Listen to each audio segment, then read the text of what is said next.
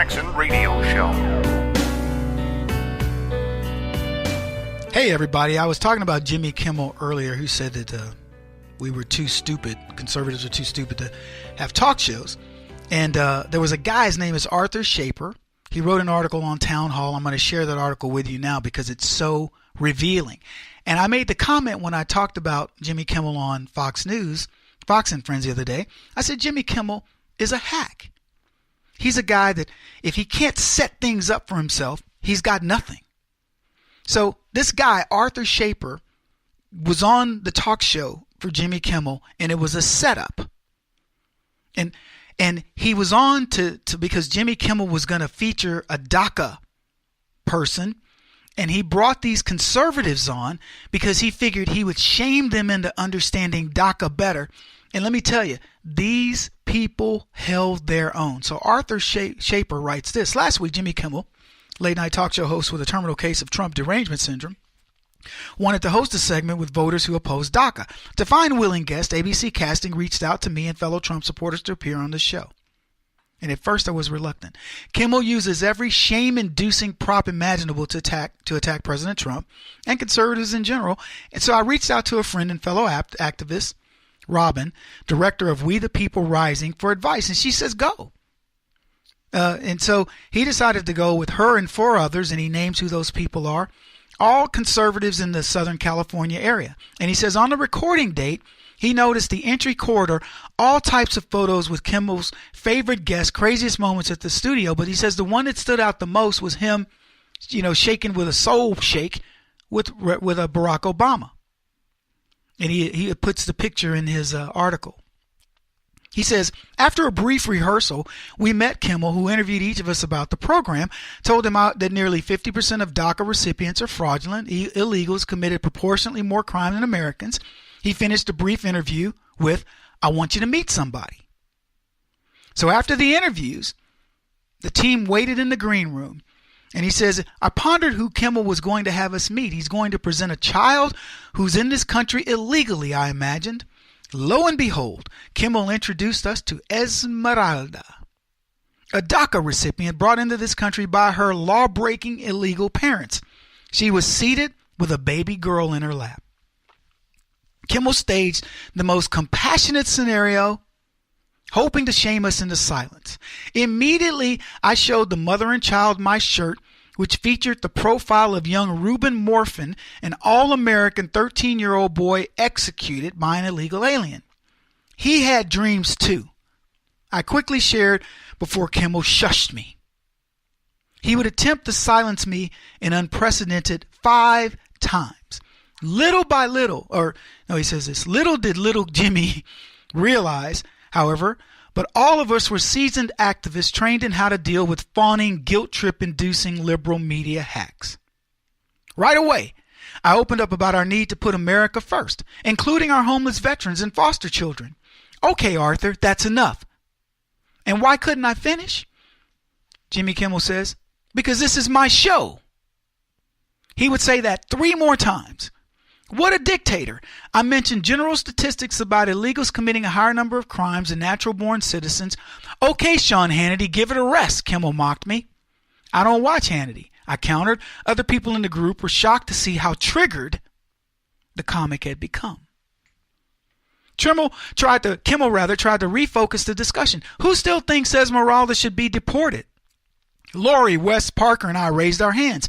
Wes said the baby could not be deported, but the mother should be. Celeste established that it's a legal matter. Hoping to ratchet up the pressure, Kimmel brought in Esmeralda's fiancé. I love this part of the story. Michael, an American citizen working in the Kansas correctional system and serving in the Army. Immediately, all of us declared Michael should marry Esmeralda. That would settle her legal status. They already had a child together, so what was holding them back? Celeste even offered to host a fundraiser for their wedding. Because my father is ordained to officiate weddings, I offered to help him, but Kimmel refused. Don't call your dad. I pointed out there are ways to settle Esmeralda's unlawful status.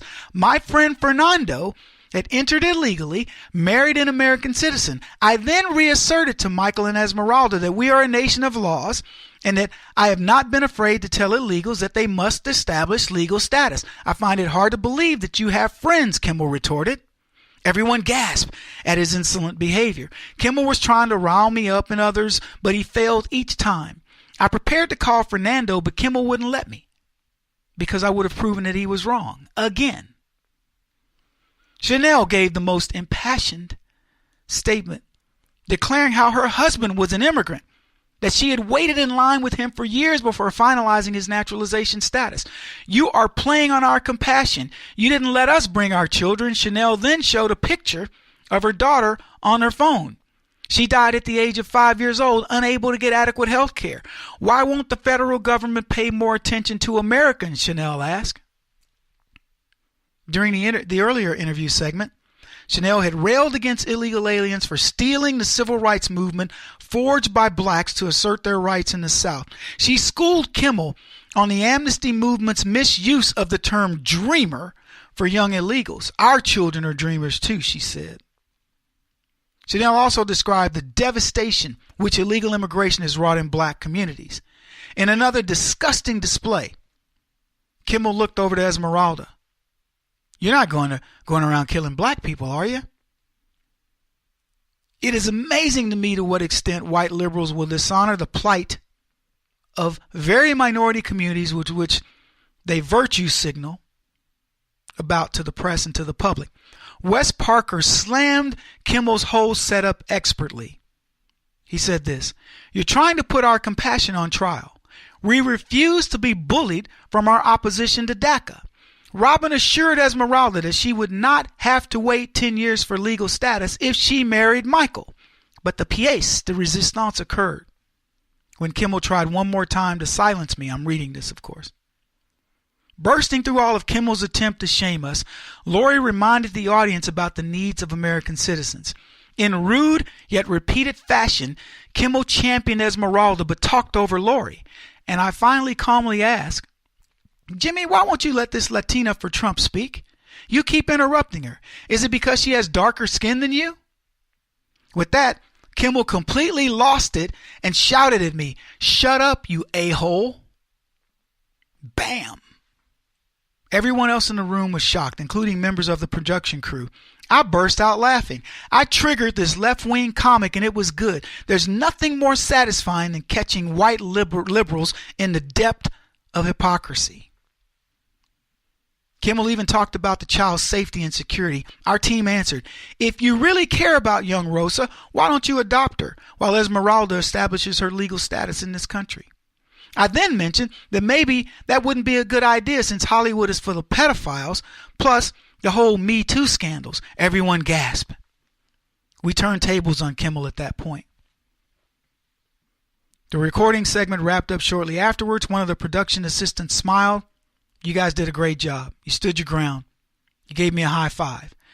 When exiting the soundstage, I asked if we could have a donut, but one of the crew members cut me off. "Nope, just the staff." The attitude from some of the staffers changed. They had expected to corner us, but they failed miserably. I asked Kimmel about Kimmel's sidekick parking security guard, Guillermo, who leads spelling bees dressed up in a bumblebee costume and mispronounces the spelling words. Someone snidely said to me he got deported. Why would they say such a thing? Because Guillermo is Hispanic? That's racist, I yelled out. Going home, I wondered if the production crew was going to distort the form to make us look bad. Well, Kimmel's DACA segment broadcast that same night, and they presented us as accurately, as respectful, and clear-headed.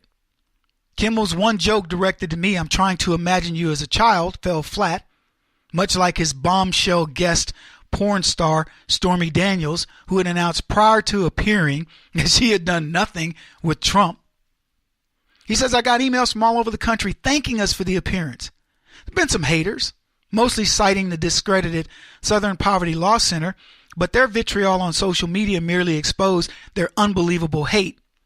A real victory for us and Trump supporters in general.